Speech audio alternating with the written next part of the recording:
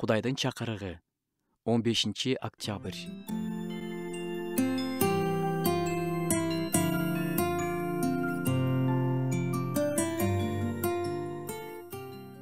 Сенин сөзүңдүн негизи чындык. Сенин ар бир адилет өкүмүң түбөлүктүү. Забур китебинен.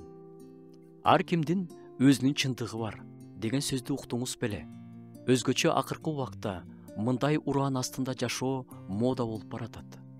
Мурда Советтер Союзу убагында бардык үчүн бир баа коюлчу. Ал бааны товардын бир жерине өчпөс кылып жазып койчу. Сатуучулар ошол гана баада сата алышчу.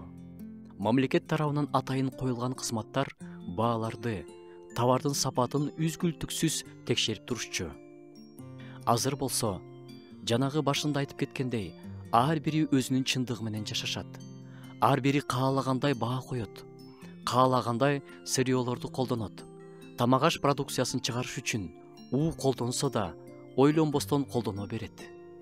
Анын өзүнүн үй бүлөмдү багып жатам деген чындыгы бар. Дагы бир мисал. Кече кошунам биздикинен таразага түшүп, сенин таразаңдагы сандар мага жакты. Ушундай эле болсун. Каалаган тамагымды жей берейин кыйналбай, деди. Көрсө ал буга чейин дагы 2 таразага түшүптүр.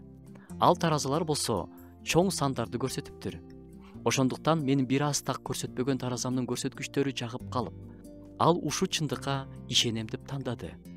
Мына көрсөтүп жатпайбы деп өзүн сооротtu. Сен дагы өз чындыгың менен жашап жатасыңбы? Өзүңдүн чындыгыңды өз каалоолоруңа тууралап, алсыздыктарыңа тууралап алган жоксуңбу? Бирок ал үчүн сен чыныгы чындыкты бурмалап жатканыңды байкабай жатасың.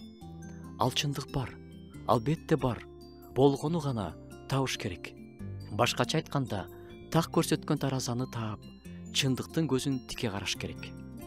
Баарынан өкүнүчтүүсү, Кудайдын чындыгына болгон адамдын көз карашы да ушундай болуп калганында.